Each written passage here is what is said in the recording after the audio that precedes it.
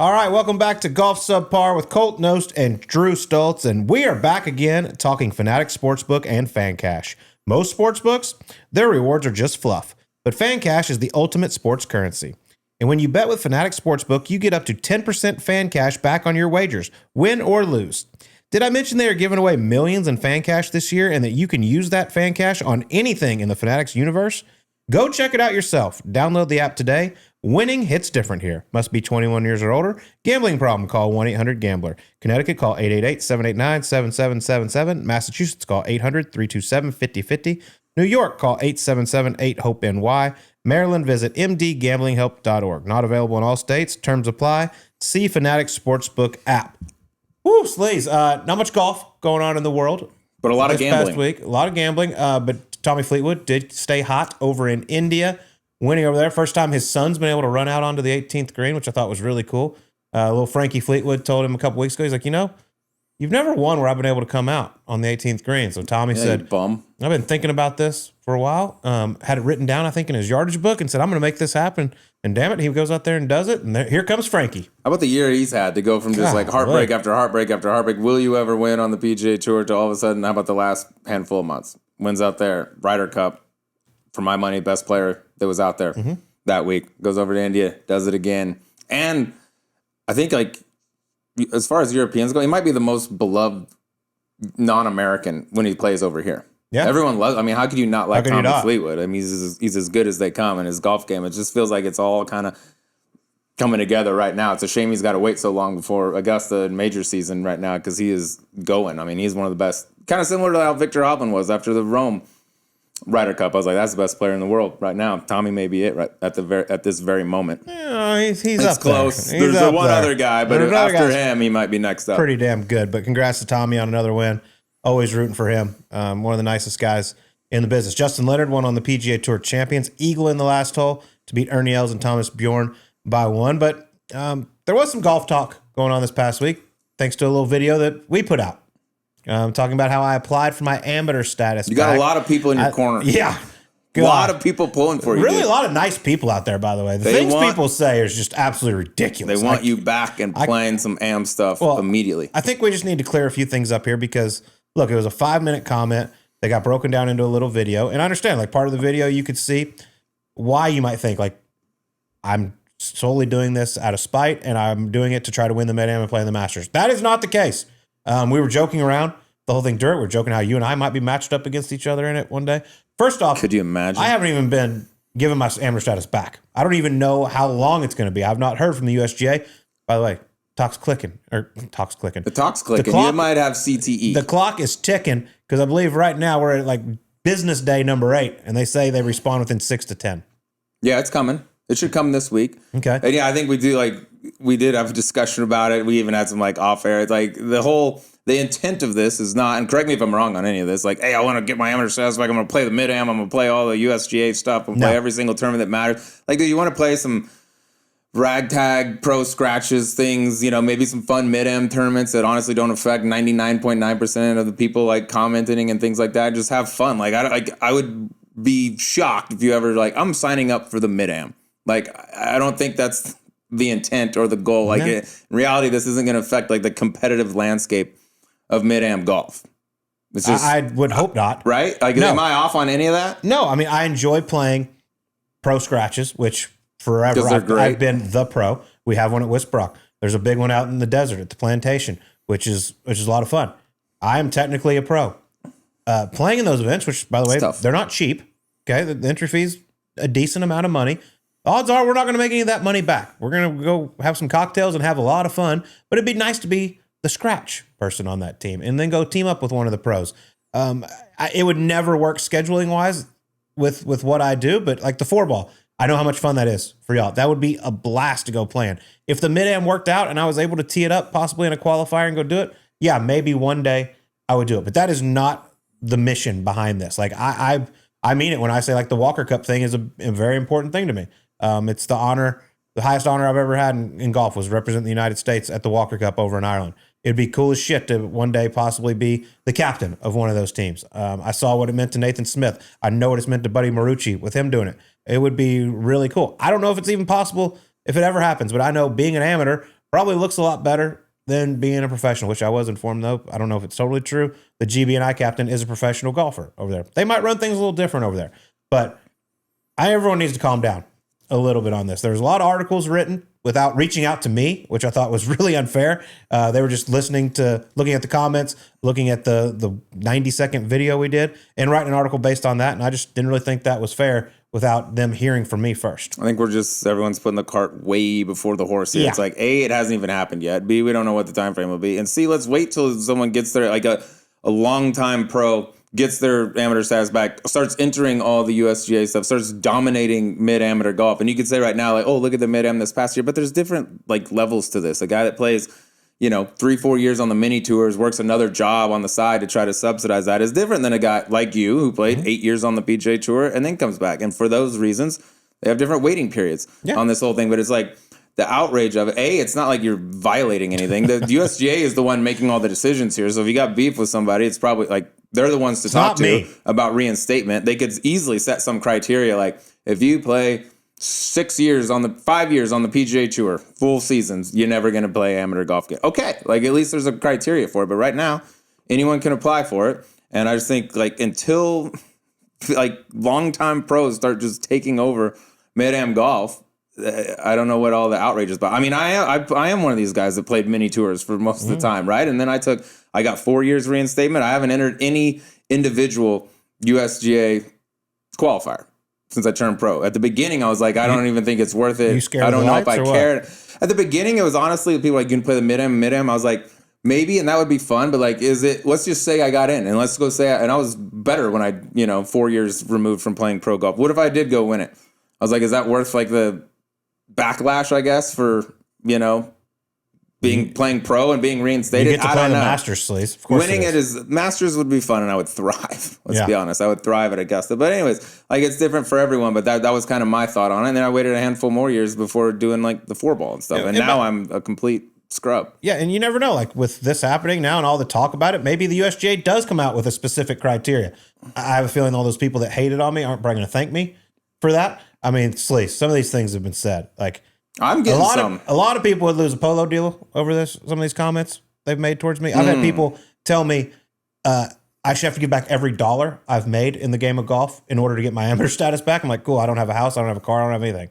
Yeah, it'd be tough to eat. That's the only job I've really had. You're picking a podcast though. Yeah, so it'll be fun. So I it sucks with all the negative stuff it's brought. But look, I don't know what's going to happen. I'm waiting to hear from the USGA. It's not like I'm quitting everything to focus on being a mid-am golfer. Yeah, let's just tone down the outrage and the freak out here before something happens. It's wild. Like, yeah, we're like I said, we're putting the cart before the horse here. It's the world we live in now, Sleaze. Say what? That's the world we live in. Yeah, people just freak out over nothing. I wouldn't be just over analyzing all the Twitter / social media comments. Yeah, and basing my judgment on that. I also totally different subject because we're about to get to our gambling. I do laugh at some of the comments on our gambling, which is fair because most of the time they're not real good. But sometimes we're not afraid to lose some bets. No, but I saw a comment this past one when we put out, I believe it was our 2 NFL bets, by the way, which both won. Shout out to us. We're NFL experts. This dude just writes horrible picks. I'm like, how the hell do you know? They didn't play the game yet. Go on there. Loser for him if he shorted him, which I wouldn't blame him if he shorted us. I just love the hate. I'm like, these could turn out to be great picks. None of us know. It's basically the whole point is to make it a coin flip. Yeah. It'd be like tails. Oh. Why would you ever pick tails? You're an idiot.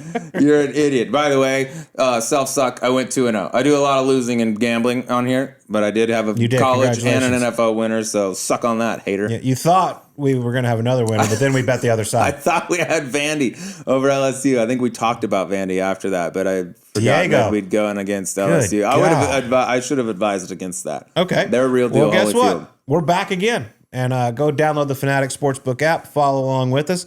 See if we can get hot this week. Golf is back, luckily for that. The Bank of Utah Championship out at Black Desert. The place looks incredible. Mm-hmm. Not the strongest. Not a lot of trees. It's a fall event. Michael Thorbjornsson is your betting favorite. And this man is coming. I'm telling you right now. He played really well over in Japan. Superstar amateur. Dealt with some back injuries. Smashes it. Got all the game. His time is coming. I'll tell you that. But we're going to try to make some money. Is that who you got? No. Okay. Not who I have. Right. But he's the betting favorite. How often do we take the favorite? Never. Well, that's why we never win. I can tell you, I am not taking the favorite this week. Okay, but it is a top 20 bet, and he's playing some good golf, coming off a top 10 in his last PGA Tour start. Heard he's been playing some nice golf back home, and you can get him at plus 260 to top 20. Taylor Montgomery, come on down. Do something for me once in your life. Should be good golf course for him. Yes. Pretty wide, no trees.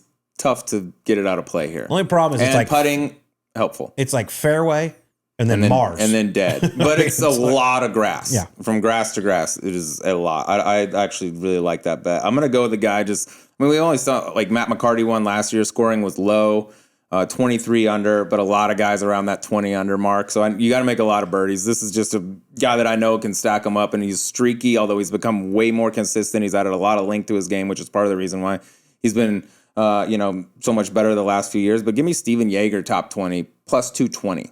Okay, so plus 220 and plus 260 in our golf. He can get hot and make a lot of birds when he gets going. That's a nice little payday there. If those would be nice. All right, let's go over to the college football world where we didn't hit our parlay. Your bet did hit. Georgia Tech money line. Rambling Rex, seventh in the country. Plus something. That was plus 135, I think. 120. Sorry. Fact check. Okay. Plus money. We'll stick with that. I know it's a lot closer than your Max Homa top 20 plus 440 or whatever it was. That was trickery on the app. I just know that for a fact. Inform me if they're going to add a top 5 in there. College, look, this team has been on an unbelievable run since they made the coaching switch. He's not the coach, but he's getting all the love. Jack Neuheisel over at UCLA, they've won 4 in a row.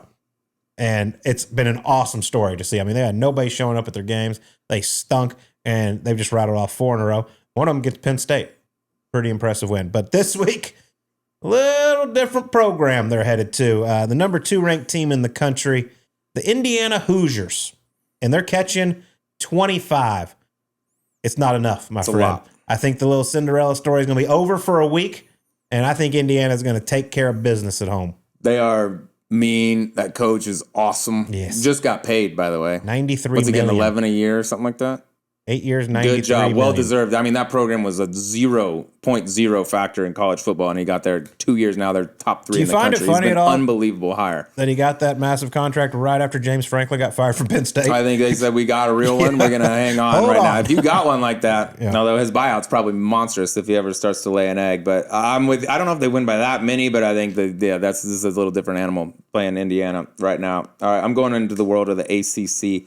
Here, a team that I took earlier this year that's 1-0 for us here on Subpar. I'm going to take the Virginia Cavaliers, giving 10 at UNC. Don't know if you've been following the UNC program they have a much. Famous they had a documentary that was supposed to come out that I think they've canceled. There was a nice little fun clip. Did you see Belichick with his girl on their show and how she was managing the whole thing? Yeah, and how I don't think that audio was ever supposed to be heard. Nope, somebody leaked that. Somebody's fired on that. But UNC, 2 wins this year, Charlotte and Richmond. Virginia, meanwhile, they're dealing. Richmond, 16th, former Frog at quarterback, scoring a lot of points. I'll take them minus 10 all day. Richmond Spiders, Fat Perez. That's true. I do love. Put some respect on their name. I do put a little respect on Richmond. So what was a little Cinderella basketball story every now and then, too. Yeah. So you took. I got Virginia minus 10. All right, we throwing a 3-team parlay in there? You got another one? I only wrote down one. No, but I have an NFL bet we can mix in there. I got another NFL bet. It's going to be hard to parlay that. We could give everyone the option. Well, arguably the biggest. Yes, that's actually a great idea. You take whichever side you want, put it with our 2 colleges. That'll be our 3-team parlay.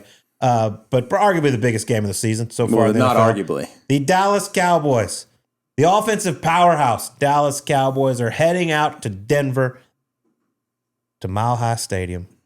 And we're rolling right now. 3 games over 40 points. Only team in the NFL to do that so far. Problem is we can't really stop anybody. Giving up 44. Yeah, it's a little bit of a problem. But, man, this offense is fun to watch. They're catching 3 points out in Denver. It's a big game. Bo Nix coming off a damn miracle. You just ruined producer Mark's day out there. I took a nap. It was 19-0. I woke up and Broncos were winning. I was like, what the hell just happened? I gave him the points, which I'm fine with, to come out of there with. I was about to turn it off 19-0. I was like, Jesus, we're going to get blanked against the Giants. Mark's right leg is moving a little slower today. Did you have to fill that wallet up a little bit? No, it's coming in via merch for a little shopping spree. Oh, I thought he gets money and merch. Debatable. There'll be no money. There's no money. What a cheap ass. Oh, my God. That was the bet. That's what he wanted. Okay. Anyways. Yeah. You're going with your Broncos, obviously. Of course. I mean, that was just the fact that y'all had the ball 5 times in one quarter. I mean, Dude, Dayball, come on. We got to manage the clock a little better. Got to close. Got to close. It's hard up there. Bo's just laying in the weeds, waiting, buying his time. I thought we were going to lose that. I thought the game was over 4 different times, like twice for each team. And it kept going. 33 points in the fourth, most ever from a team to get blanked in the first 3. That was like, there have been some good NFL games this year. That fourth quarter was as good as you'll ever see. Glad I slept through it. Yeah. Nice call on the nap. I was actually just rooting because I thought the bet was if the Giants win outright, he gets the shopping spree. So therefore, I was rooting for the Giants for once in my life. Oh, yeah, you were. You were a Giants fan, hating on the Broncos. No, I love the Broncos. Coach Payton's my guy, but I wanted PM to get some nice shirts. What do you want to do for our bet?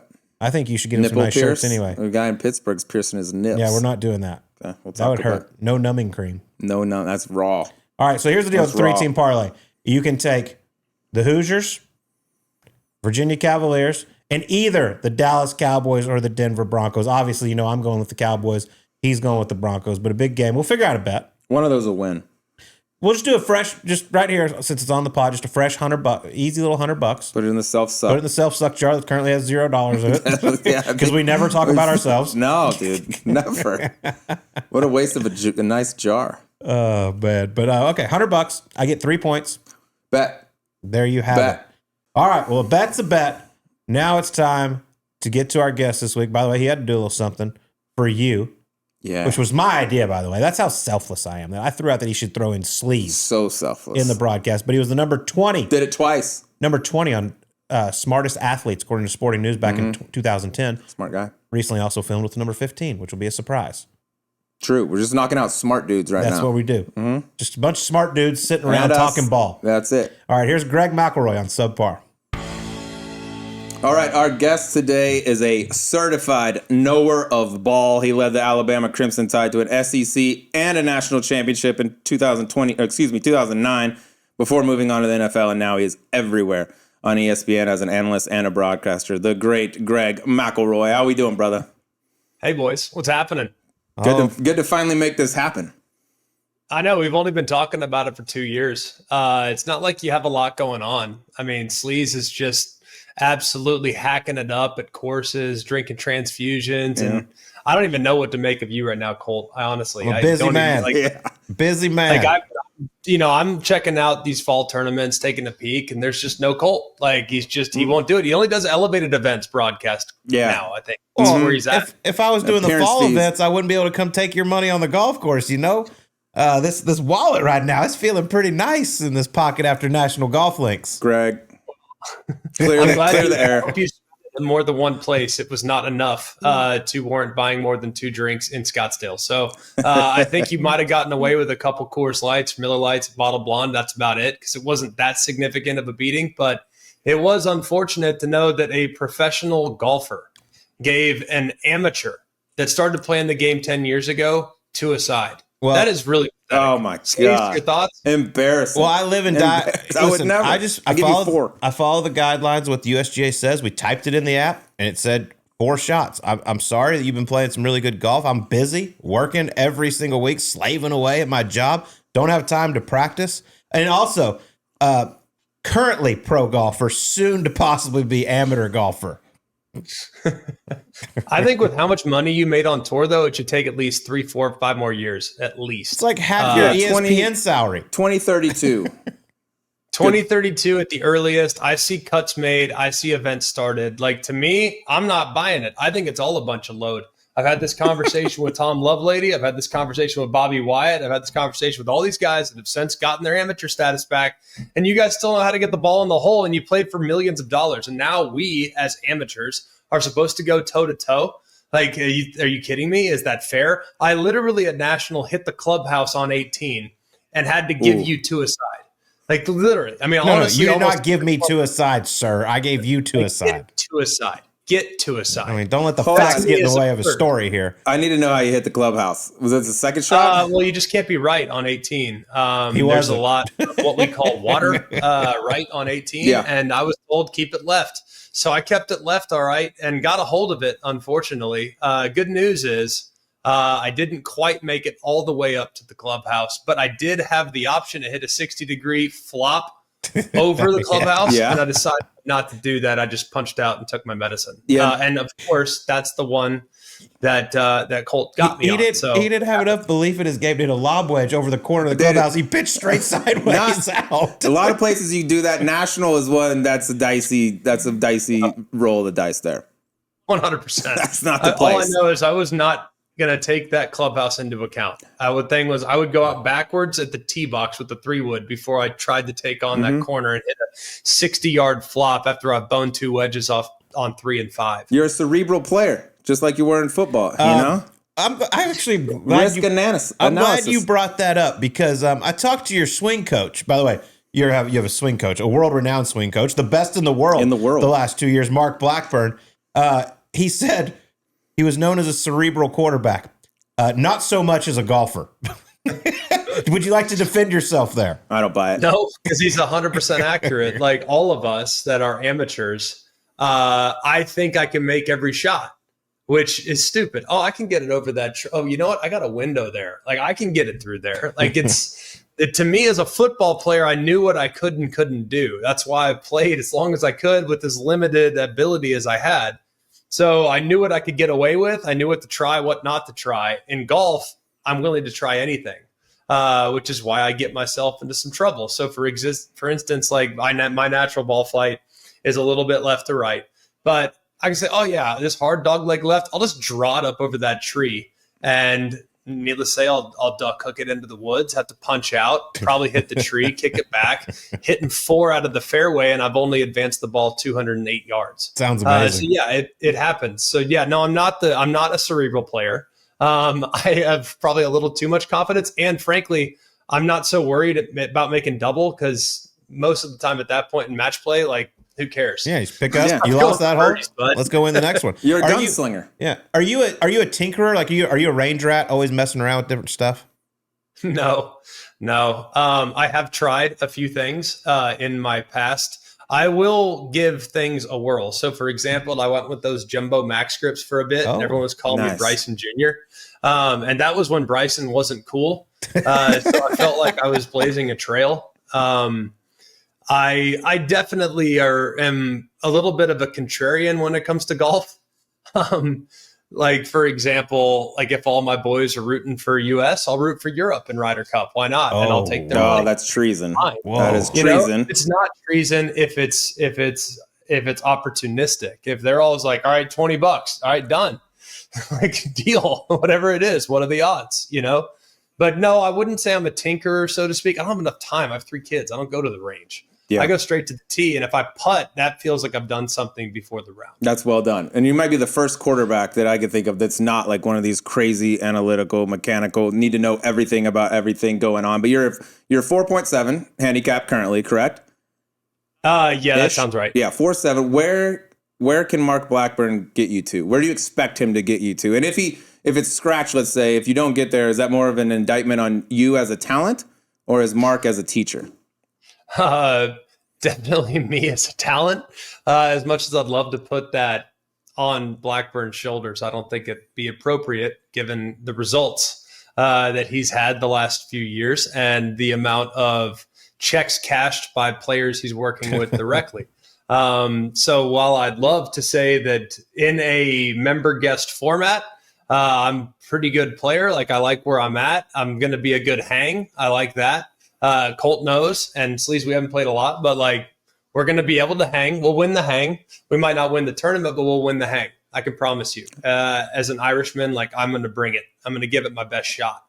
But I'll say this: I do like have moments where I'm like I could be good, and then I have a quick reminder where I pull hook something, or I 3-putt, or I putt it off the green or whatever. And I'm like, I'm never going to be good. So I've kind of at the point now where I'm probably as good as I'm ever going to be, even though I still in my mind have aspirations of becoming a plus handicap at some point. I don't think I'll ever get there, but I'm too meat-headed. But at some point I would like to make that goal a reality. I blame Mark if you don't get there. Wow. Personally. That's why Sleaze went through 10 swing instructors. When we first started working together, I mean, he was like, Greg, you need to load the club, Greg. Like, load it. Like, lay it off. Like, flatten it off. And I'm like, I don't know what that means. You're like 45, like 46 degrees. Like, I'm like, Mark, let me just swing hard. Like, and he finally now has gotten to the point where he's like, this guy has no idea what he's doing. He's going to swing hard. He's going to be a meathead about it. And he's strong, so we'll figure it out. And he's got decent speed, but he's probably not going to know where it's going to go. So when it comes to like club face control, it's so overrated in my opinion. Just see ball, hit ball, right? I mean, that's what it's all about. Be an athlete. I'm glad you brought up member guests because I want to get into the member guest situation here a little bit. One, you mentioned the hang. By the way, yeah, you are very good at it. There was one point where we might have offered a bartender to celebrate his birthday. He'd been sober 28 years, a shot of tequila. No, that wasn't on us. One of us did. One of us did, and it wasn't me. Or me. Or me. Like, hey, let's buy you a shot for your birthday. Like, the guy's like, I've been sober for 28 years. He's like, so do you want one? So you want some drugs? Like, that's exactly how God, it was awesome. We're going to take a break from Greg McElroy to ask you, if you're serious about your golf game, your vision on the course matters. That's where Shady Rays Golf Collection comes in. They're designed specifically for golf with color-enhancing lens tech that helps you read greens sharper, track the ball faster, and spot breaks and contours you'd usually miss. They are lightweight, engineered for glare reduction, and have a comfort fit, so you stay dialed in even on long rounds. And here's the best part. If you lose or break them, Shady Rays will replace them. Seriously. This is more than just eyewear. It's a performance upgrade. We've teamed up with Shady Rays to bring you an exclusive offer. Head to shadyrays.com and use code SUBPAR for 35% off polarized sunglasses. Try for yourself the shades rated 5 stars by over 300,000 people. Now back to Greg McElroy. I want to hear about your member guests you played in this last summer. I heard you were thrilled with the format. Yeah, we did play in a member guest this past summer. It's an awesome club. Love it so much. It's down at the lake. And I played with Taylor Zarzer, who you guys know well. Taylor and I did radio together, been close for a long time. We talked forever about like, man, let's get together. Like, let's play a tournament together. We just never had the chance. Like, he's been busy. I've been busy. He's doing golf. I'm doing football. So the only time it could happen is the spring. And there's not a lot of member guest opportunities where we live in the spring.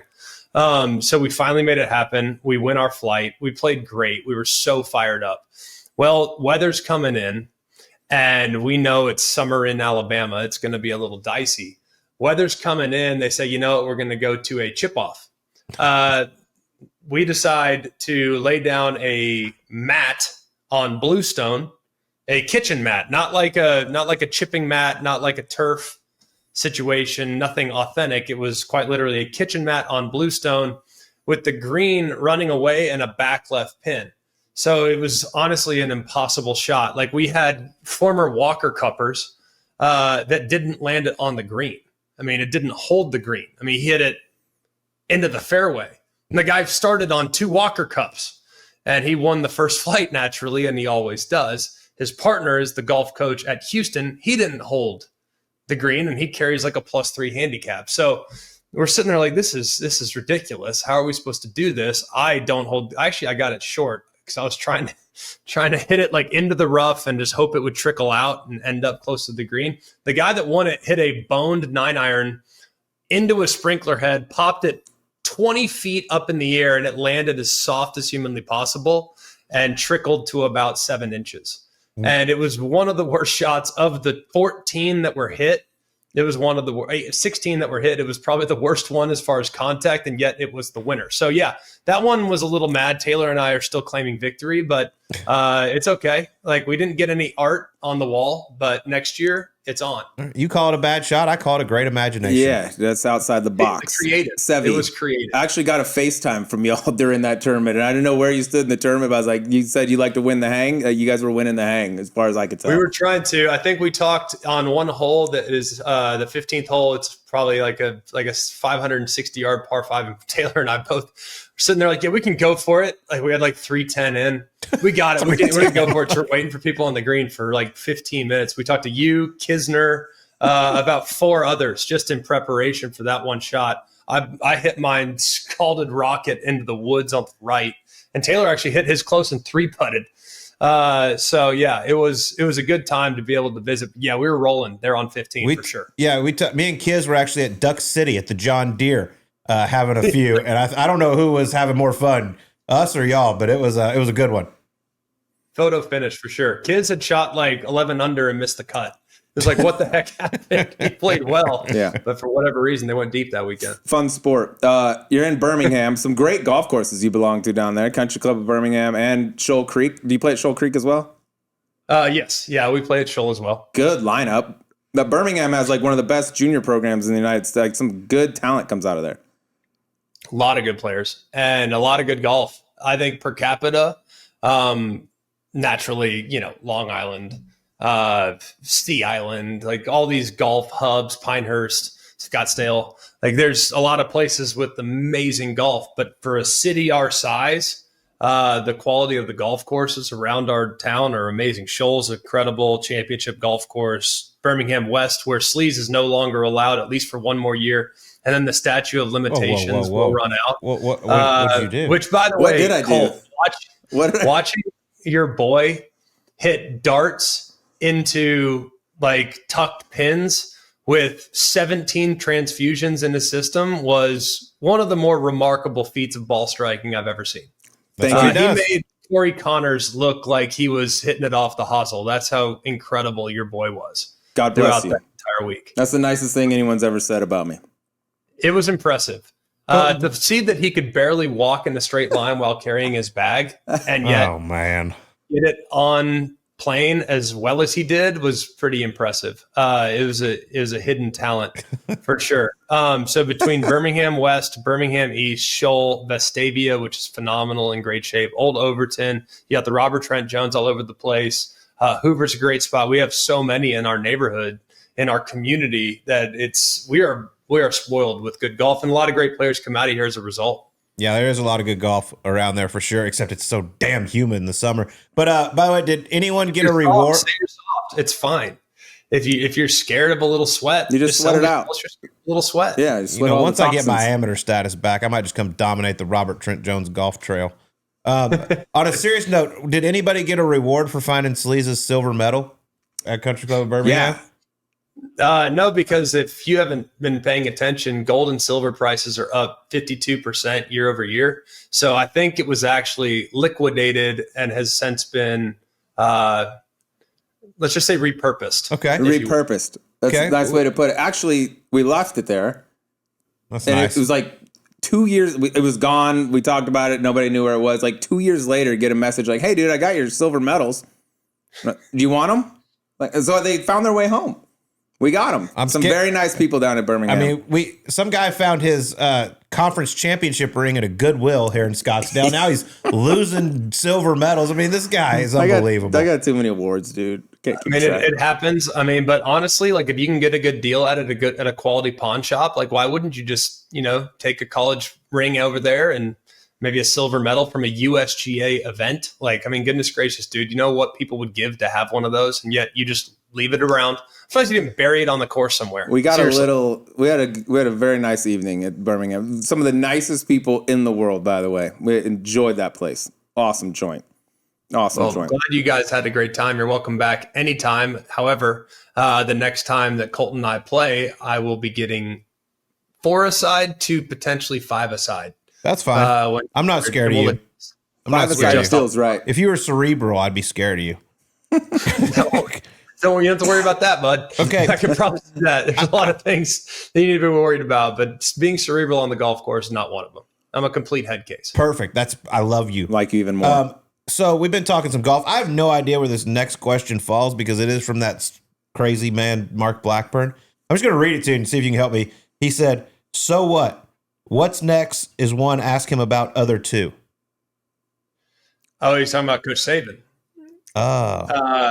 So Coach Saban's whole mantra is, so what, what's next? And it's kind of amazing, like how much, if you live, and I played for Coach Saban for 4 years, and he essentially, his whole mentality when he approaches life is like, so what, what's next? Cool. We won a championship. So what, what's next?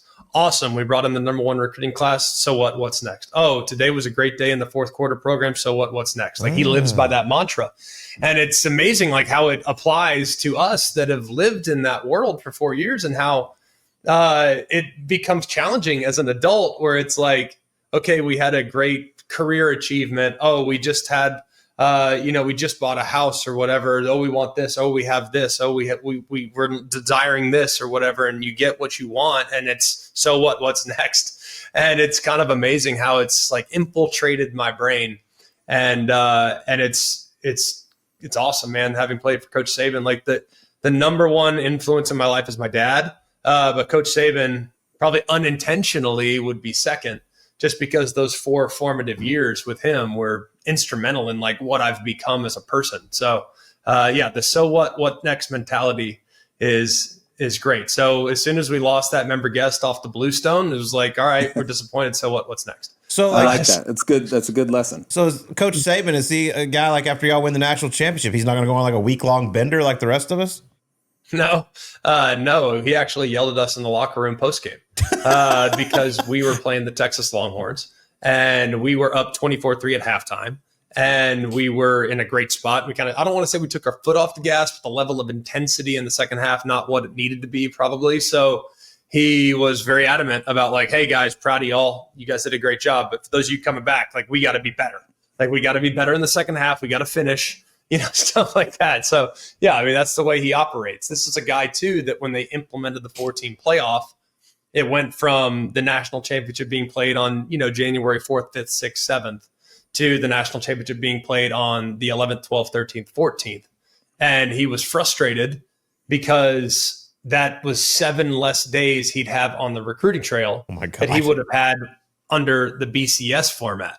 So that's just the way so what? Like the national championship, yeah, we'll win it or we'll be in it. Who cares? Like what's next? Like I got to recruit for next year and you're getting in the way with the dang national championship. So that's just the way he was wired, man. That's so what's next? Yeah. Right. Did you, when you were playing for him, could you have ever imagined a day where you'd say Nick Saban is a member of the sports media? Never in a million years. But the funny thing is even when you listen to him on TV, he'll still say things like you guys or y'all, like when referring to people talking about the team. Like y'all just think everything just happens. Y'all just think Alabama's going to roll up and get things done. Y'all just think it's like, Coach, you're one of us. Yeah. Like you are us. Like it's not y'all anymore. Like you have to embrace the hat that is the media member. And I think some people can get away with that, like Colt, Smiley, and those guys, like those that are still very, very close to it and not far removed from it.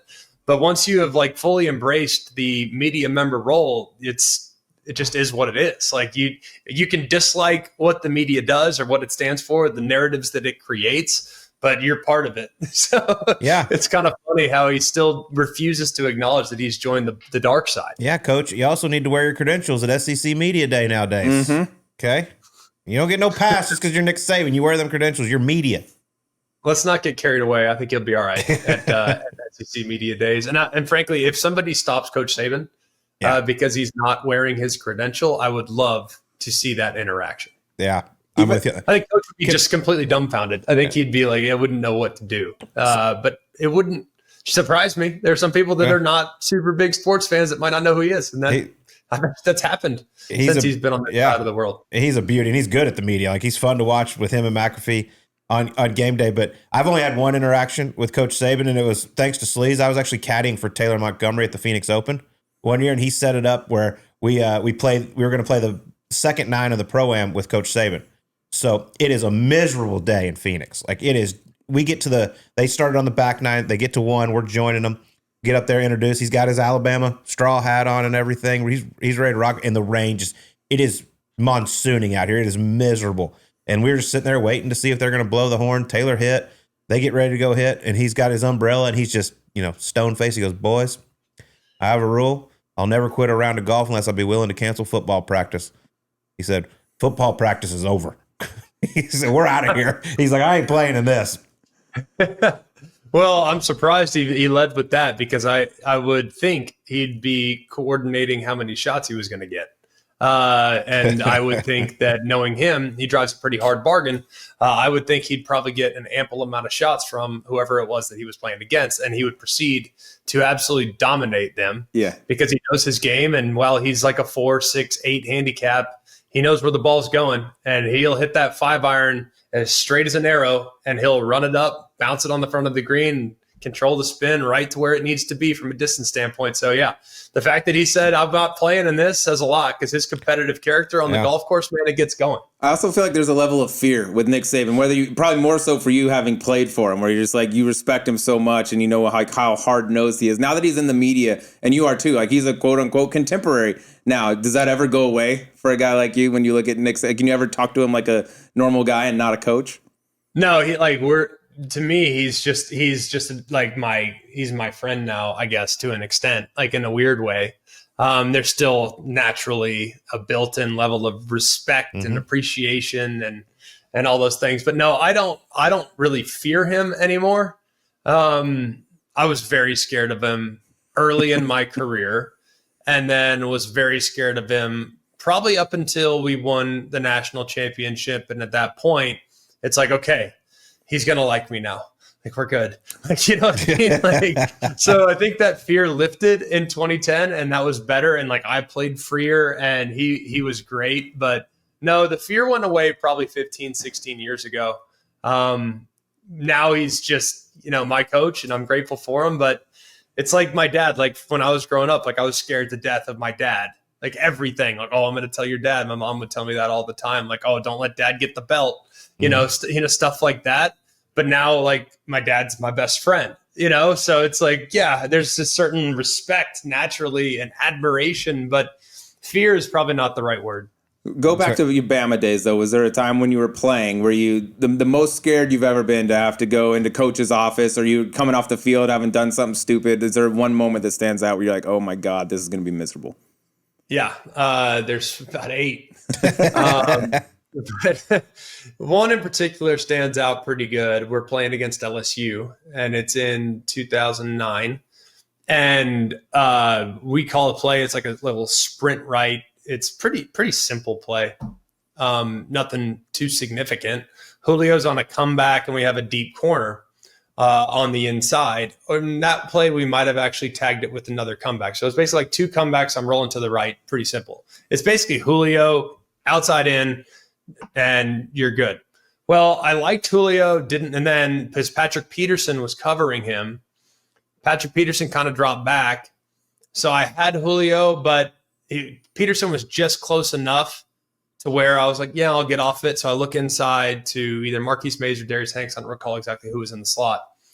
I look inside, don't like it, get back out to Julio, and Peterson had actually retreated a little bit more. So I try to cut it on the sideline. And Peterson plays it perfectly. I mean, the guy's like a fringe Hall of Famer. He might get in. I don't know if he will or not. But he played it perfectly and like jumped it and picked it off. But thank God, like his toes were out of bounds. I mean, and LSU fans still to this day are convinced that he picked that ball off. Now, frankly, would it have made a difference? Probably not, because the LSU offense at that point was not a whole lot to be afraid of. So it might not have made a huge difference, but long story short, they were reviewing the play. And I remember vividly being on the sideline and having him just staring at me and not saying a word, like not a word, like to the point where it was like the anger in his eyes said all that needed to be said. And I'm sitting there as the replay is being reviewed, and I'm like, please God, rule this incomplete. And it had to have taken, it felt like it took 2 hours. And coach wouldn't say a word. I mean, he just would, arms crossed, staring at me with fire in his eyes. And I'm sitting there like, please, because if this thing's picked, he's going to destroy me. I mean, absolutely wear me out. Like, he is right in my face, preparing for the referee to come over the headset and say, the call on the field is overturned. 1st and 10 LSU, and I'm going to hear about it. And I knew I was about 18 yards to the bench from that point, and he was going to follow me for 18 yards all the way to the bench, where I was going to set my helmet down and then sit down and take an absolute ear lashing. Mm-hmm. So yes, that was one that was really bad. Lucky for me, it was ruled incomplete, and coach turned around and didn't say a word after that. But damn, he was ready. It was about to go, and it would not have been fun had Patrick Peterson actually secured that one in bounds. Yeah, the silence can be worse than the yelling. It's like when you mess up as a kid and you get in the car and your dad just drives. He doesn't say it, and you're like, oh God. My God. Say something. So much work. Yeah, just chew my ass out. Do anything. The silence is killing me. I'm sorry. He'll never do it again. Well, it's for the anticipation of what's coming because you know it's coming. Like you're going to either get it tonight on the sideline or you're going to get it tomorrow in the film room. And I probably got it the next day in the film room, but thank God it wasn't that bad. But you know it's coming. So the fear of what's coming is often worse than the actual receiving of what you're getting. So you're right. Like the fear is the worst, the absolute worst. Yeah. Before we get back to Greg McElroy, a quick message from our friends at Nutrafol. You've probably seen a million ads for hair growth products and thought, sure, like that actually works. I did too, until I found out that Nutrafol isn't like the rest of them. Nutrafol is the #1 dermatologist recommended hair growth supplement brand trusted by over 1.5 million people. And now Nutrafol is the official hair growth partner of Major League Baseball. You can feel great about what you're putting into your body since Nutrafol hair growth supplements are backed by peer-reviewed studies and NSF content certified, the gold standard in third-party certification for supplements. Adding Nutrafol into your daily routine is simple. Purchase online, no prescription required. Automated deliveries and free shipping keep you on track. Plus, with a Nutrafol subscription, you can save up to 20%. You'll have access to free one-on-one naturopathic doctor consults to support you on your hair growth journey, and a Headspace meditation membership is included. See thicker, stronger, faster growing hair with less shedding in just 3 to 6 months with Nutrafol. For a limited time, Nutrafol is offering our listeners $10 off your first month's subscription and free shipping when you go to Nutrafol.com and enter promo code SUBPAR. Find out why Nutrafol is the best-selling Find out why Nutrafol is the best-selling hair growth supplement brand at Nutrafol.com, spelled Nutrafol.com, promo code SUBPAR. That's Nutrafol.com, promo code SUBPAR. Now, back to Greg McElroy. You obviously played SEC football, get some of the best in the business. Give me the hardest hit you can remember you took in your career. One in college and one in the NFL, and they were both safeties. To me, everybody thinks it's, oh gosh, that guy's 360 pounds. Did that hurt? Like, no, like not at all. I was 230 and so I weighed almost as much as Colt. Shot fired. Greggy. What? Mm-hmm. What? Yeah, you got almost. You're right. Yeah. I'm just giving people like a commonality, like a perspective. So like you can get hit by somebody that's 350 pounds and it doesn't hurt. I don't know why, but the blunt force trauma of that hit is not that significant. The guys that hurt are the guys that are running 4.4 and they weigh 225. Like it just, the collision is more violent. So it's always a safety. And there were two in particular that were absolutely terrible. One was against Tennessee in 2009. We are playing against Lane Kiffin. He was the head coach of Tennessee. Monty Kiffin was the defensive coordinator. He has never brought strong safety blitz ever. Like the whole year in his time back in college, like he had never been a strong safety pressure guy. Like he was a linebacker pressure guy, or he was an off the ball, outside the edges, saw cover zero. Anyways, we get ready to take the first snap of the game and the headsets go down. Tennessee says the headsets go down. I don't know if they did or not, but it was a way of kind of manipulating our comfort level. So all of a sudden, my OC, Jim McElroy, ends up in the booth, and I have to call my own plays. The guy that's actually signaling in the plays, believe it or not, was Curt Cignetti. Curt Cignetti is now the head coach of Indiana. Yeah. So he was our signal guy. So he's signaling him in. He goes, you got it. You know it. You got it. You got it. Stick with the plan. Like all that stuff. So I'm calling the first 3 plays with no communication with our OC, nor with the sideline. Anyways, we're sitting there, and all of a sudden on third down, it's like 3rd and 6 or 7.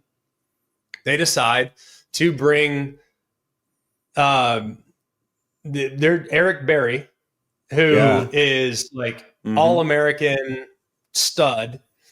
He blitzes off the left. He's unaccounted for. I'm like, they've never brought it. Why would I put the offensive line of the running back on the safety? Like they're not bringing them. He's walked down, but like we're good.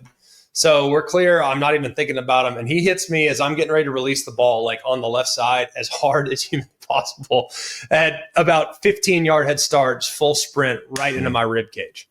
That was one. In the NFL, we're playing against the San Diego Chargers, now the Los Angeles Chargers, and Eric Weddle. Y'all remember Eric Weddle? Oh, yeah. Yeah. I mean, Eric Weddle Charger. was like sawed off, 6 foot, 220 pounds, and just physical, like just a super physical safety. Well, we have a play called like the protection's 50. That's the protection. And our running back, Bilal Powell, you're supposed to read Mike to strong safety in this protection. I know I'm covered. Like I got both. It's basically an 8-man protection. Like I have tons of help. And well, Bilal looks at the mic, never sees the strong safety coming. So I'm dropping back, like thinking I'm good, no problem. I throw a little comeback to the field to the left-hand side, and all of a sudden I get killed. I'm like, what was that? And Bilal helps me up and goes, my bad, bro. Like, and all of a sudden I see Weddle walking away. I'm like, oh my God.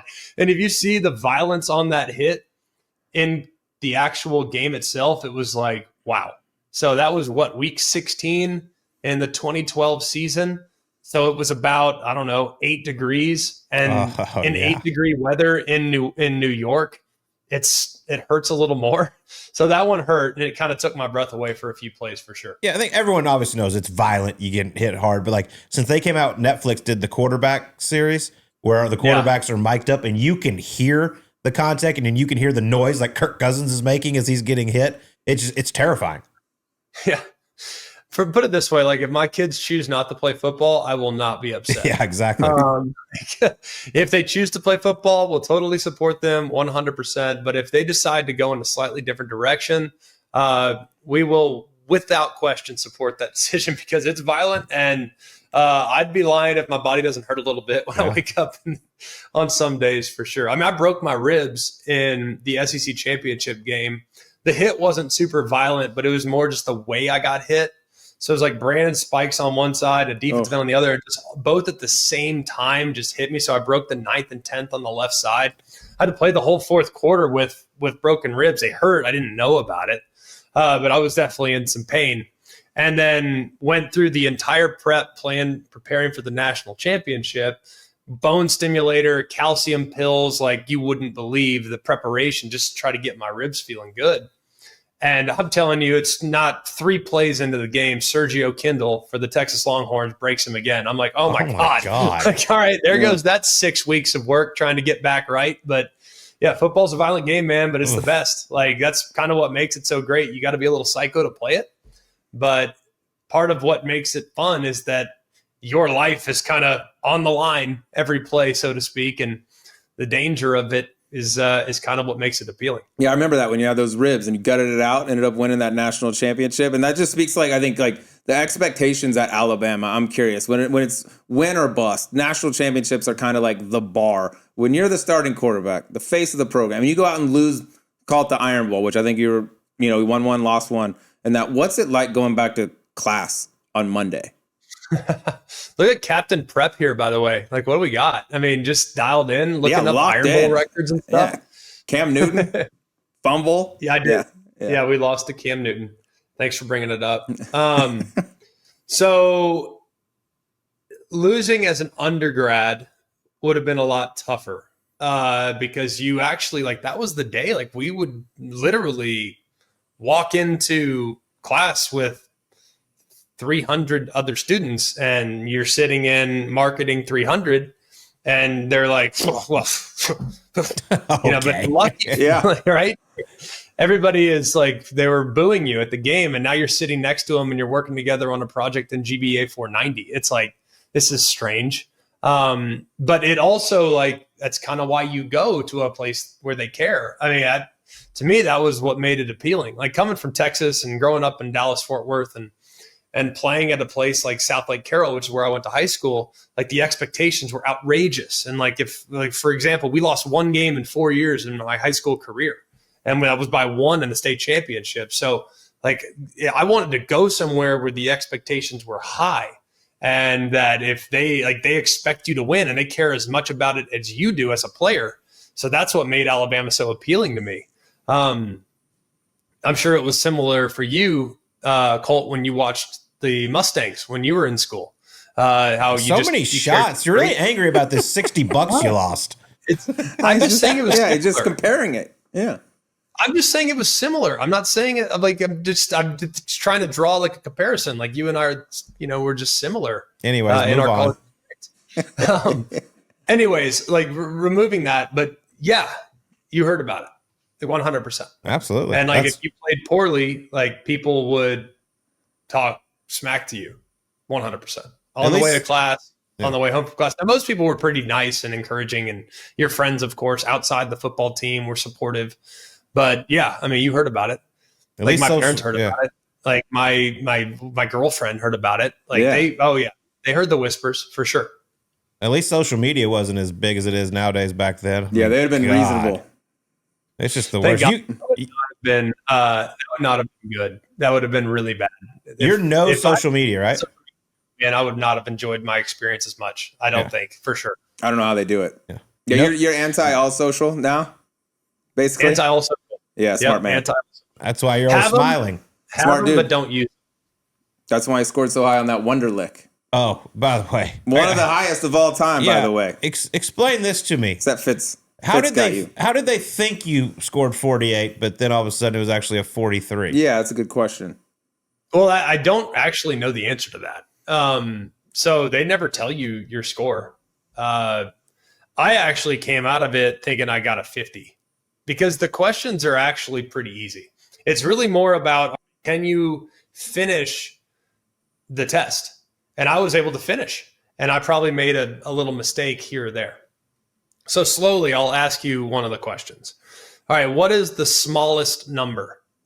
All right. 1.7, 0.17, 0.071 or 17.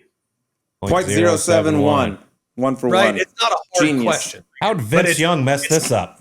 Like if you had unlimited time, we'd all get 50. They're not difficult questions, but it's the fact that you have to take all 50 questions in 12 minutes. So every question's about 15 seconds. And they're a little bit tricky like that, where, okay, hang on, wait, and you got to go fast. And if you don't finish, then that's the amount of scores you got. So I finished, and I must have missed a detail on one or two, and that's what led to the 48. And I don't know if it was a 43 or 48. I really don't know. But I thought I nailed it, and I was pretty pumped because I don't think anyone had ever gotten a 50, or maybe no position player had ever gotten a 50. I think there might have been a punter or something, but that doesn't count. They don't count. So I was pretty pumped. I was like, I think I got it. I think I did it. And the funny thing is, I did have a guy sitting next to me. I won't say who it was. That was like, hey, bro, I hope you did well, because I was looking at you the whole time. I was like, bro, oh my God. Like I had like version 4 and you had version 17. Like don't about the same test. It's a different scantrons. But he ran a 4.3, so everything's fine. 100%. I was like, yeah, I don't know what you got, bud. I'm sorry, but if you were copying off me, you probably didn't do very well. I apologize for that. You know what I took from that? We'd be great quarterbacks. Yes. We I think it goes without saying. We joked with Ryan Fitzpatrick out at Tahoe that he has the same number of kids as Vince Young had Wonderlic points. Wait, so what did Vince Young get? An 8. It's supposedly the lowest. Yeah. I don't care. Yeah. I didn't know that. But I don't know exactly, like they don't tell you exactly what you got. Now I did have one of the teams contact me as like, all right, so you got 48 on the Wonderlic. Are you going to be open to coaching? Like they think that's like, if you score too high. Yeah, you're too smart. That's bad for you, yep. Right? I'm like, what? I just came from Alabama. Like, yeah, you know what? I'm totally adverse to coaching. I don't like constructive criticism. Like, what kind of question is that?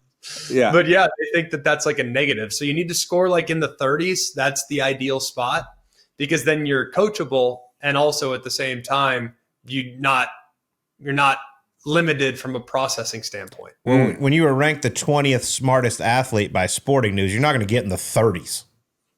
Okay. 20th smartest athlete. I don't know how they quantify that, but that's a nice list. I want to know the 19 ahead of you. Yeah. Well, I don't think I would have been in the mix. I would imagine there's probably at least 1,000 people playing sports at a high level that are much smarter than me. I mean, I'm a broadcaster, for crying out loud. Like, it's not like I'm not curing cancer by any stretch. I mean, there's a lot of former athletes that are. So I think those people would take the cake. If Gary Woodland's not on the list, it's a bullshit list. 20 smartest athlete. I agree with that. We're going to take a break from Greg McElroy to let you know, with the holidays coming up, it's the perfect time to upgrade your golf gear. I just made some Birdie Juice t-shirts, and they turned out perfect. Great for gifting or keeping for yourself. Head to shop.golf.com and design your custom look today. Now back to Greg McElroy. Were you mentioned obviously broadcasting. We watch you every Saturday night with Sean McDonough. Is that something you were always interested in as a kid growing up, or is this just something like, hey, my football career is over, what's next? Yeah. So what's next? Yeah. No, it was kind of a weird story. It's like, for me, it was very much like a God thing. Like, this is what I was supposed to do. And I don't know really like how else to describe it, because I had no interest in it. I was going to go to law school. When I got done playing, I wanted to play in the NFL. And then after law school, I'd figure it out. That was my plan. So it kind of took like a series of unfortunate events for me to end up where I ended up. So that's why I say it's a God thing. We're playing against Cam Newton in the Iron Bowl, and we lose the game in kind of a remarkable way. It's called the Cam back. It's notorious. Like, we were up 24-0 and lost the game. Like, Cam was amazing, like, played incredible, and then we didn't deserve to win. Like, we didn't make enough plays. So long story short, we lose that game in heartbreaking fashion. That was devastation number one. Number two, we're 2 weeks later in New York for the academic Heisman. It's called the William B. Campbell Award. And I thought I was going to win it. Like, I was a Rhodes Scholar finalist. I had a 4.0 GPA. I'd worked 5 years so that I could maybe have a chance to win that award. Like, that to me was like my dream, to win that award. What a nerd. I knew I'd never be in the running for like the Heisman, but man, I might be able to win the academic Heisman. So I like went all in on that, and I didn't get it. I finished behind Sam Acho, who is also a colleague of ours at ESPN, who's just a phenomenal guy. And like, he was deserving and he was awesome. And I was really happy for him. And now, like, becoming his friend, like, I'm glad he won it, because it opened this door for me. So disappointment number two, in my frustration for having not won the academic Heisman, in my disappointment, I went to the bar like any good Irish kid would do. I went straight to the bar and started to drown my sorrows. And for those who are like, you're in college, why are you at the bar? I was like, well, I was 22. So I was of age. Mm-hmm. And we also had a room that, that you could go and have some drinks in. So I went to the bar. At the bar, Kirk Herbstreit, Chris Fowler, and a guy named Lee Fitting. Lee Fitting was the producer of Game Day. So I'm frustrated. I'm drinking some beers. They're there too, having some drinks as well. All of a sudden, we start to hit it off. Hey, good season. How's everything going? We talked about the Auburn game. And I was kind of explaining to him like what went down in the Auburn games. That was really interesting. You want to come out and talk about Auburn, who's playing in the national championship in a couple weeks in Scottsdale? You want to come in and maybe be like a guest analyst for us? I said, yeah, I'm training in California. I could swing over for a day and stay at the Phoenician and, play around a golf and maybe talk with you guys about what's going on in the national championship. So ended up doing that. It went really well. And they said, that was great. Do you have any interest in maybe just not doing the NFL and coming to work for us? I said, no, I got to do the NFL, man. This is like a lifelong dream to go play in the league, and we'll see what happens. So I get drafted by the Jets. I'm going through training camp, and I got a real shot to be the number 2. Mark Brunell was the number 2. Sanchez was the number 1. Brunell was the number 2, and Brunell had been hurt pretty much all camp. I'd played really well in camp, and I end up in what was lucky. Now looking back on it, I dislocate my thumb, and it was a bad one. Week 4, the preseason, I had 1 series left before I was getting pulled, and I was good to go. And I might be the backup, might be the 3, whatever it was. I dislocate my thumb, IR, 15 weeks, rookie season done. Disappointed, but it was what it was. Well, I missed out on that whole season of practice. The following spring, that was disappointment number 3, by the way, the dislocated thumb. That following spring, because I didn't get to practice at all, they didn't really know what they had in me, they decided to go out and sign Tim Tebow. So Tim Tebow comes in. I'm now relegated to the number 3 spot because Tim Tebow has to be the 2 because they brought him in from Denver and he had had a great year the year before. So I make the team, all that stuff, and Mark gets off to a bit of a shaky start. He gets benched against Arizona. I come off the bench. I play well. And a couple weeks later, I get named the starting quarterback the week after we lose to the Titans on Monday Night Football. In my first start, I get a concussion in probably the first half of the football game and don't even remember the second half. So that was disappointment number 4. And I wasn't going to say anything about it because I'm like, this is my shot. I have to play. And we're watching tape on Monday of practice, and the snow is falling sideways, and then rewind. Snow is falling sideways, rewind. And I threw up in the meeting room because my concussion symptoms were so significant. So I was out for week 17 against the Bills, and that would have been my second start. That was disappointment number 4, is my first opportunity to play. I get a concussion within, the first 20 plays of my starting career. And then disappointment number 5, the following year, I'm competing to be the backup again. And it's Geno Smith and Mark Sanchez. Sanchez was hurt. I'm in a good spot. I tear my PCL in the first preseason game. Can't do anything after that. So at that point, 3 years, 3 injuries, I'm starting to think, all right, man, there's a lot of mortality here. How long is this going to go? I got my pension. This might be time to just shut it down. Well, ESPN had stayed in contact the whole time, and they were launching the SEC network. I end up saying, all right, I'll engage with y'all. Probably done with the NFL. I'm still on contract, but probably done with the NFL. So I'll engage. And ultimately, because I was still under contract with the Bengals, ESPN, I was able to create a little leverage, and I ended up being part of the launch of the SEC network, which became the greatest launch in the history of cable sports. And now, since that point, that was 12 years ago, I've just ridden it up the ladder. So it's 5 horrible things in my life had to happen to me in my eyes at that time for me to be open to engaging with ESPN to be a part of what became a remarkably successful launch and has now, leapfrogged me into a really good career that I'm really fulfilled by. So it's kind of crazy how it all happened. But no, to answer your question, I know it's a long answer, but it's an interesting story to get there. Damn. Yeah, that's cool. I didn't know about meeting them up for a drink, all the game day guys.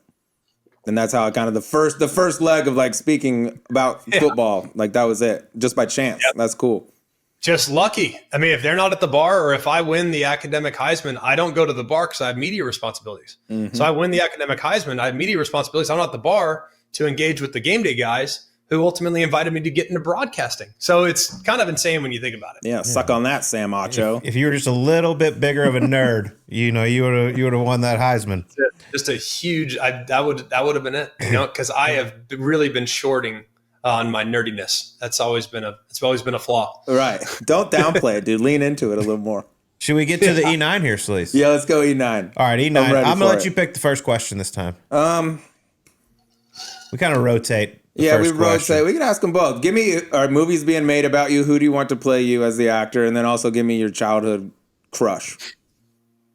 Childhood crush. When you were a child, not someone that's in their childhood. Yeah, don't pick a kid now. Right now. That'd be super weird. That'd be super weird to edit that. Oh, all right. So if I were to have a movie being played on me now, I always liked Vince Vaughn. He's a little old now, a little long in the tooth. But Vince Vaughn would have been probably my favorite character. I just feel like we would have gotten along real well. I don't know why. He's dry and I'm dry, and sense of humor I feel like would have been aligned. So maybe Rudy Vince Vaughn, if he could have been me, I guess, that early Vince Vaughn guy, so to speak. So he would have been number 1 for me. Good one.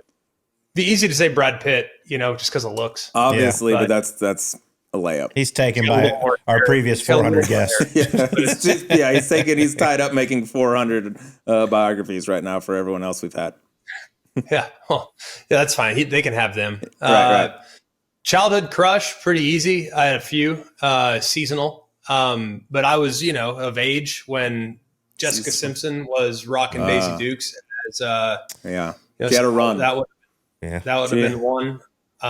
Big fan of that movie. Great movie. Great movie. Sean William Scott. I don't even remember who else was in it.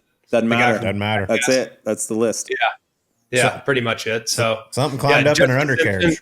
Back in 2002 would have probably been number 1. Yeah. Followed closely though by Jessica Biel. Was a big Jessica Biel fan. Summer Catch was a good movie. Yeah. Really good flick with Freddie Prinze Jr. You'd love that one, Sleaze. It's a great one, man. Really good. Buddy, preaching to the choir. Seen it. Seen it. She did nice work in that film. Timberlake is so lucky. Yeah, we're gonna make sure he doesn't hear this. We're gonna have to tell him skip this week. He's an avid listener, by the way. Is he? Yeah, I assume so. Yeah. If he wanted to play me, I love Justin Timberlake. Like he's one of my. I had a younger sister, and like she was obsessed with NSYNC and Backstreet Boys, and I, of course, as the cool older brother, would never admit that I enjoyed the boy bands myself. Right. But I'd be lying if Bye doesn't occasionally come on when I'm rounding the turn on 13. Of course, yeah. If that comes on and I got to break out a little dance move, like I can do it. I like this. Timberlake's the man. Are you kidding me? I like this. Yeah, girls seem to like him a little bit. Golf game's solid too. He's another one. He's good at everything. Yeah, he's obnoxious. He really is. All right. First one for me. Who had the shorter fuse? Nick Saban or Rex Ryan? Oh, Nick Saban for sure. God, I thought Rex would lose it. Rex's fuse was, I don't want to say for show, but it was definitely a little bit more like when the camera was on, that's when the fuse would break. Okay. I like him on TV, man. Yeah, he's entertaining. He's Rex, good. by the way, is the best. Yeah. Like, I love Rex. I had a great experience playing for him. Like, he was awesome. You guys would love playing for Rex. He is so much fun. Yeah, I feel like all players like him. Like a Bruce Arians type. They all just rave about him. He used to always do a guest field goal kicker on Friday practice. So like he just made it fun, like little things like that. So like guest field goal kicker, and you bet, like you'd find a guy and you'd bet $20 or whatever, where you're per diem. You'd bet your per diem if you're traveling or whatnot. So like per diem bet, and you point to Nick Ballore, because that's who I always bet with, because he was my roommate, like one of my best friends on the team. So we bet every time. We had to go opposite. So like he'd go get, all right, a guest kicker today is Sione Buha. And it's like a 330-pound defensive tackle, and he's got to make like a 25-yard field goal. And guys would be doing flips like after guys made it, missed it, what have you. That's how we finished Friday practice every week. So like little things like that with Rex that just made it so fun. That's awesome. And then like go get an effing snack like every single Saturday night. Like just stuff like that, man. Rex was the best. He made it fun. Forgot about the snack stuff. Yeah. Oh, that was great. All right, he was the only one that ate the snack. Like no one ate the snack. Yeah, he just wanted it. They get it for everyone, but we know why, Rex. We just say, "Give me a snack, dude." I'm very interested in this one because you mentioned South Lake Carroll earlier, where you went to high school, Factory out of Dallas. Okay, the movie Varsity Blues, loosely based on South Lake Carroll. Being that, and that you were the quarterback, which quarterback you most closely relate to, Lance Harbor or Johnny Moxon? Johnny Moxon. You're Mox. Yeah, you are Mox. You put your pants on one leg at a time. I was the backup quarterback to Chase Daniel 2 years behind Chase Daniel. Yeah. Greatest NFL career ever. Daniel was Lance Harbor. I was Johnny Moxon. I was Moxon, and still don't always align with Moxon's the way he would clock the football. Like I feel like it wasted some unnecessary time to mascot, but we can work on his game management skills. But yeah, Mox was my guy. Whipped cream bikini. He made a comeback in Landman, by the way. Another good crush, by the way. Another one. Oh, yeah. Yeah. Hadn't lost a step. No. By the way, still got the fastball. She still got it. Yeah. By the way, 2 coming soon. South Lake Carroll, I feel like, was like the first school to build like an actual facility. Like y'all's facility back in those days was second to none. It's so dumb when you think about it. Like, dude, it's unbelievable, that school. It is so dumb. We had an indoor facility for a high school football team. And the Dallas Cowboys, before they got their bubble, would come to South Lake to practice. So we would be sitting there like in the weight room, and in walks, Tony Romo. Like, it's Romo. Like, there's Drew Bledsoe. Like they would come over to the facility and use it because we had like the only indoor facility in the area. So yeah, South Lake was awesome. Like football factory for sure. We were one of the first with like a massive football stadium there in 2002. I think it opened, and it's an unbelievable place to play high school football. Like absolutely unbelievable. Still is. Yeah. Where do I want to go here? Okay, we've had some fun with this when we went on our trip to National Golf Links about words you have to get into the broadcast. What's the craziest or most difficult word you've been asked to try to get into the broadcast? You're 1-1 with me, by the way. You let me down with Tootsies. Well, Tootsie's was a miss. We were doing Vanderbilt, Bama, and Tootsie's would have been, and I honestly just forgot about it. Like you got to remind me during the game, like that. I don't want to bother you. You're focused. Yeah. Well, I have my phone. There's commercial breaks, so we have plenty. The smoke show was a tough one. I'm not gonna lie, that was a tough one, but we got it in loosely, even though you guys claimed that it didn't count. But I'm glad you're giving me a point for that one. I'm giving you a point. That was good. That was a tough one. It was the best I could do under the circumstances. But no, I still think the one that y'all made Zarzer say a couple years ago takes the cake. That's the hardest I've ever heard. And it got in. So we don't need to repeat it, but that would have been by far the most difficult. Yeah. Tootsie's is an easy one. Like, do you have one this week that you would like me to try? We're doing Bama. Yeah, who we got? What do we? Bama. Subpar is too easy. Who do you got? Bama who? Subpar. I'll get Subpar in. That's a breeze. Yeah, that's easy. Yeah, that's way too easy. That's way too easy. We got Bama, Tennessee. Kind of subpar. What about? Yeah, that's too much of a cakewalk. Well, we can go with our other show, Gravy and the Sleaze. See if you can work that in. Yeah, if you can work in both of those words, gravy and sleaze. They don't even have to be together. No, work in sleaze. That's our goal this week. I need sleaze. Good test. Well, I got to check and see if the weather's going to be kind of cold, because if it is, then some of the players could be wearing sleeves. Yes. See, you could make it a mess up too. Like they're marching down the field with sleeves with ease. You can make that one work. So yeah, I can get sleeves in. I just need to check the temperature. It's a night game, so I'm assuming someone will have some long sleeves on. I'm gonna be watching every second of that bad boy. He'll be recording it, sending it to his parents. Very interested in this game. All right, a couple more. All right, you get dragged into a bar fight, Greg. Let's just say you didn't start it, but suddenly some guys want to have a little crack at you. You get to pick one teammate ever in your career to have your back. Who would you want? God, it's a good one. There'd be one in college. It's a no-brainer. That's an easy one. I feel like all the best ones are in college for the most part. In the NFL, there's too much at risk. Like the guy, it's hard to envision a scenario, but I'll take one in the NFL. We had a tight end named Hayden Smith. He was a rugby player that had never played football before. Yes. Awesome. And he was like 6'6", 260, fluid athlete, like just a freak show, like just a complete freak show. And he was Australian and was just a really good dude. And if it got sideways, like, have y'all ever met rugby players? Yes, I have. They're insane. Dude, they're insane. Yeah. They're literally insane. Like he always, everything is like piss. Like, oh, you want to drink some liquid piss? That's beer. You want to drink some coffee? You want to drink some caffeine piss? That's coffee. It's like everything's like he's insane. The guy would drink 600 milligrams of caffeine every day, and then drink 10 beers, and it was like nothing. Respect. Like absolutely nothing. So it was. I mean, he could probably drink in a good day probably 30 beers. Like no problem. Not even thinking about it. Like, I mean, no problem. And guess what? Like he's like, I'm one of the tame ones. They should meet my teammates. Like they are insane. So Hayden Smith in the NFL. In college, it's funny because it's always like tight ends and fullbacks. Always. In college, it'd be a guy named Preston Dial, member at Richland Country Club, Nashville, Tennessee. So hopefully he's got some friends that are listening to that one. If it got sideways, you want to dial on your side. Okay. He was kind of our fullback, H-back, like awesome. And then Baron Huber was the other guy.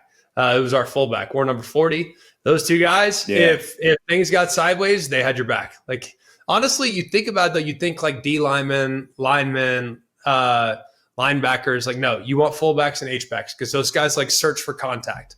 Like tight ends, fullbacks, H-backs, those are the guys you want for sure. The guys that break up the wedge on the kickoff. That's the guy. 100%. Yeah. Yes. The crazy ones. Mm-hmm. I like that. All right. Next one for me here. What number is lower, your handicap index or your 40-yard dash time at the combine? Well, at the combine, I had a broken hand. It has nothing to do with your feet, Greg. From the Senior Bowl. I had to with a right hand. I broke my right hand at the Senior Bowl. It was a minor injury, but beside the point. So I had to start left-handed, which was not ideal. It probably cost me a half tenth,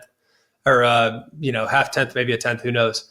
So my handicap index is better than my 40, but I think had I been healthy, it would have been probably a photo finish, like 4.7 on the dot. Yeah, 4.7 and 4.9. I like it. Hey, by the way, sub 5. No shame in that. 4.7. Relax. It was 4.84. Relax. Don't round up. Just telling you what the internet told me, okay? The internet is wrong. Haters. All right, haters. But yeah, the 4.7 is better. Okay. 4.7's moving. There ain't nothing to be ashamed about with 4.7. No, 4.7's index. 4.84 he claims in the 4.84. Oh, okay. Yeah. Well, either one is nothing to be ashamed of, by the way. All right. You're back in high school, stud at South Lake Carroll. Your recruitment is open. You can go anywhere in the country you want, current day, but can't go to Bama. Where do you go? And it's current day? Current day, right now. You're the top dog. Oh, gosh. My dream school was Texas. So like that's where I wanted to go. That was my dream school. They didn't offer me. They said I was too slow, ironically. 4.84, dude. What do they want? Yeah, 4.84. They were going a different direction. They had Vince Young, and that was kind of where they were heading. They wanted the more mobile option. They wanted to be more of a quarterback run-centric team, understandably, with the success they had with Vince. But Texas would probably be my number one school. But I'm a sucker for tradition. Like I am. So it'd pretty much be anywhere that had a storied legacy of tradition. So Texas would probably be number one, but on the short list would be places like Georgia. I align with that culture, tough culture, hard-nosed culture, like quarterback that's tough. Yeah, so probably like Texas and Georgia would probably be the next two. TCU, SMU, Dallas Fort Worth, maybe they're support pretty the far down local the list, programs. I like Red a lot, and you know what? I mean, high-level education at both TCU and SMU. But now it's funny. Like I was a Dallas guy for a long time, but as I've gotten a little older, I have found Fort Worth to be very appealing. Absolutely. Smart man. It takes some people a little longer to figure it out. Totally agree with you on that. All right, last one for me. True or false, you once watched a Duke game at Jason Kokrak's house? That is accurate. Second part of the question, how were the ribs? Does Kokrak listen to the show? Probably every week, but I have no idea. Don't care. He and Timberlake listen. Together. Yeah, they zoom in. And now Zarzar will tell you they were probably one of the worst ribs I ever had. But in his defense, it was kind of throw it together. Like it was a last minute thing. He decided to have people over last minute, so we all went over there and whatnot. He had all his boys. And he had to cook ribs fast. And ribs are not a fast, like, throw them on the grill, a couple times, you're good. It's not like cooking a burger or a steak. Like, we can do a steak in no time. We can do chicken breast in no time. But, like, do ribs in an hour is just not going to happen. So they weren't great. The best part about it, though, and it just goes to show you, like, y'all golfers, like, y'all have your teams. And, like, goes to show, it's what's wrong with the American team. Golfers. That's the way I got my team and I got this. Like, all his boys were like, bro, these are unbelievable, bro. These are amazing. Like, so good, dude. Thank you. And me and Zarsh were like, bro, like, you need to have some guys in your life that tell you the truth. Yeah. You need to have some guys who are like, bro, this was tough. This is a tough stretch today. Jason, your ribs yes suck. Men. Yeah. Your ribs suck. You suck. You need to work on this. That's when you have your team, like all your boys, oh, bro, that wasn't a bad shot, dude. No, dude, that was honestly I could just tell, like, the wind actually changed on you there. Like, whatever. Like, come on, man. Was this pre-live or while he was at live? Oh, way pre-live. Oh, I was hoping it was at live. I was like, yeah, he's got all that money now. Of course they're kissing his ass. No, this is like 10 years ago. This is before he won anything. This was before at this point, I mean, he was living in Charlotte. I don't even know at this point. I don't think he was a top 50 player at that point, but I enjoyed Kokrak. Like, we got along. We played a lot of golf together. He was a lot of fun to be with. I like Kokrak a lot, and that boy could play back in the day. He was one of those freakish long guys too. Before, like, everyone was long. Dude, he was so long. Like, he was so long. He's probably the longest guy I've played with in my life. Is probably still Trey Mullinax, but Kokrak is right there. Yeah. I mean, Kokrak is like very, very close. But Trey, like, when he moves it, you could tell it's going. But with Kokrak, he doesn't even look like he's swinging, and the ball's just out of there. Country strong. I'll tell you, yeah, very country strong. A quick Kokrak one. We're paired together in the Porter Cup, big amateur event, Niagara Falls. He hits it 9 miles. I don't. But we're on a par 3. And just out of habit, you like look in the other person's back. I mean, kind of just see what they're hitting. I go to look. He takes his towel and covers up his clubs. What? I was like, dude, I'm not really even going to club off you. You're 2 clubs longer than me, but track 2. I just laughed my ass off. I was like, he just covered up his clubs. I like that. Like, so he was worried that you were going to get some information. Yeah, dude. Yeah. He wasn't having it. Yeah, people like to snoop and see, if it's tricky club selection. I'll never forget. It was like number 15 at the Porter Cup. It was. Were you at the same? Were you playing? I'm trying to figure out. Were you playing on the same team? No, it's just individual amateur tournament. Oh, individual amateur tournament. Just in the summer. Yeah. I was thinking if this is like some type of Walker Cup arrangement, like this is that's pretty great. Diabolical. Yeah. He just didn't want Colt copying off him. Like the 9, guy at the Wonderlic. He's probably going to know he needs to hit 7. 6. It's a little 6. Yeah. All right, Greg, last one. I'll let you get out here on an easy one, but college football, it is all up in the air, I feel like, this year. Give me your national championship game, who's playing, and the winner. Yeah, right now it'd be hard to go in a different direction than Ohio State. I think Ohio State's playing better than anybody. I think their offense is continuing to become a bit of a work in progress, but it's not something that is of concern to me. To me, it's almost like they don't have to be that yet. But I think Ohio State's the best team. So if I had to pick a championship winner today, it'd be Ohio State. And the team that I think they'll play so far, and albeit early, I think Indiana has been the most impressive that I've seen. Now, a lot of way to go. They have still some challenging tests ahead, but those to me are the 2 best teams that I've seen. But since they're from the same conference, I'll mix it up. I'll go Ohio State and Miami. Ooh. I think those 2 teams are pretty sporty, my friend. Okay. Yeah. All right. I like that. I'm betting on that, so that better win. Yeah, he's going to bet every game now the rest of the way. Ohio State and Indiana. With a bunch of shit. What could go wrong? Yeah, it's fine. I'll tweet you if it goes wrong. All right, Greg, man, we appreciate you joining us. Love listening to you every Saturday, and also love your golf game as well. Easy money. Yeah, well, I'm glad it is for you, my friend. Hey, I always enjoy it, boys. Y'all do an awesome job, man. Really proud of y'all, and look forward to visiting again soon. Yeah, get out here this winter. We'll fix everything. Yeah, that sounds like a great plan. I'll get right out there. I'll leave my 3 kids and my wife at home after a year on the road. So I'll swing right there. Swing right by. Tell them you covered an ASU scrimmage. You got to be there. Yeah, in January. Perfect. Yeah, right. Look forward to it. Yeah. All right, Greg. Thank you, my man. All right, that was Greg McElroy joining us on Subpar. First off, he liked the Miami Hurricanes to be in the Natty. Then they proceed to lose. Still possible, though. It is possible. They proceed to immediately lose to Louisville. He also was big on Duke going against our producer, Mark, Ramblin' Wreck at Georgia Tech. Not so fast, my friend. Well, other than that, you did great. Play. You got sleaze in the broadcast, apparently. I didn't hear it. Twice, by the way. Once in the second quarter, once at the end. There was a little PI call. I was like, yeah, it looks like he just grabbed him by the sleeves there. Shout out. You made national television. I'm proud of you. Well done. It's good to get the word sleaze in the broadcast. Also, see how many times you can do it. His Mark Blackburn impersonation was spot on. Yeah. Yep. Also, the first quarterback I've come across, it's not like diehard into all the technique. Yeah. You know? Yeah, he's opposite what he was as a quarterback. Their like brain explodes. They want to be perfect with everything. Also, like the so what's next? Yeah, that's good for us. Next time you tell me about a member guest win or something, that's what I'm going to say. So what? Well, let me tell you what happened 6 years ago. So what? What's next? Probably nothing. Probably nothing. But man, that was probably sitting down with him. That was probably the end of it. He's just a dude. Took a lot of shots at me, by the way. I think he's real bitter about the money I took from him up there at National Golf Links. His story, I can't imagine the story he's told a million times how I give him 1 aside. It was 2 aside, and that's what the fine people of the USGA told me in the app. Who we could never say a bad word about. No, they're fantastic. They know what they're doing. And the handicap system is perfect. They know what they're doing. Exactly. There's no flaws in that thing. All right. That's going to do it for us. Thank you so much for joining us. And next week, number 15, smartest athlete in the 2010 list by Sporting News joins us. Gary Woodland. Not Gary Woodland. Never mind. Y'all have a great one. We'll talk to you on next week's Subpar.